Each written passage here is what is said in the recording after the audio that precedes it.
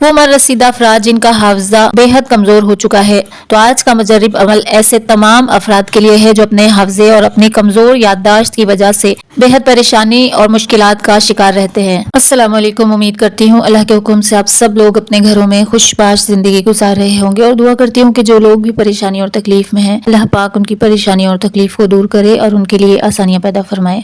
आज का वजीफा तमाम उन अफराद के लिए है जो अपनी कमजोर याददाश्त की वजह से परेशान रहते हैं, जो अपनी चीजें रखकर भूल जाते हैं और कुछ देर पहले की हुई बात भी उन्हें याद नहीं रहती, जिनकी ज़हनी सलाहियत बेहद कमजोर हो चुकी है और वो अपनी इस आदत या बीमारी की वजह से बहुत परेशान रहते हैं। और वो बच्चे जो पढ़ाई में बेहद कमजोर हैं या कुन ज़हन हैं और इन्हें अपना सबक याद नहीं होता और अगर याद कर भी लें तो बहुत जल्द भूल जाते हैं।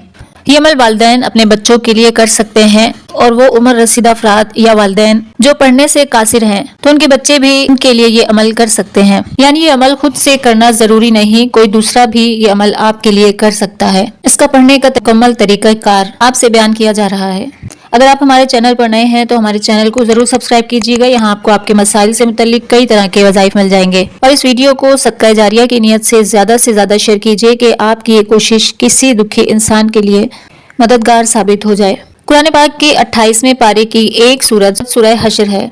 उस सूरह को रोजाना एक मर्तबा तिलावत करना है और एक गिलास पानी पर दम करके ऐसे अफराद को पिलाना है कि जो दिमागी कमजोरी का शिकार है या ऐसे बच्चे जो कुन ज़हन हैं और जिनको पढ़ने में बेहद दुश्वारी होती है और जिन्हें सबक याद नहीं होता।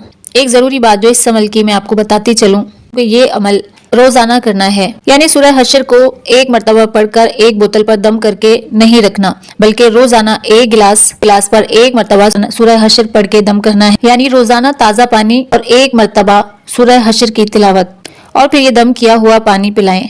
2 से 3 माह आपको ये अमल करना है। इंशाल्लाह इस अमल की बरकत से वो अफराद या वो बच्चे जो अपनी बातें भूल जाते हैं वो इंशाल्लाह फिर कभी नहीं भूलेंगे और पुरानी से पुरानी बात भी उनके हाफजे में महफूज रहेगी। बस इस वजीफे को मुकम्मल यकीन और एतमाद के साथ कीजिए तो इंशाल्लाह इसके खातिर ख्वाह नताइज मिलेंगे। अल्लाह पाक हमें हर बीमारी, आफत और परेशानी से महफूज फरमाए। वीडियो पसंद आई हो तो जरूर लाइक कीजिएगा और अपनी दुआओं में याद रखिएगा।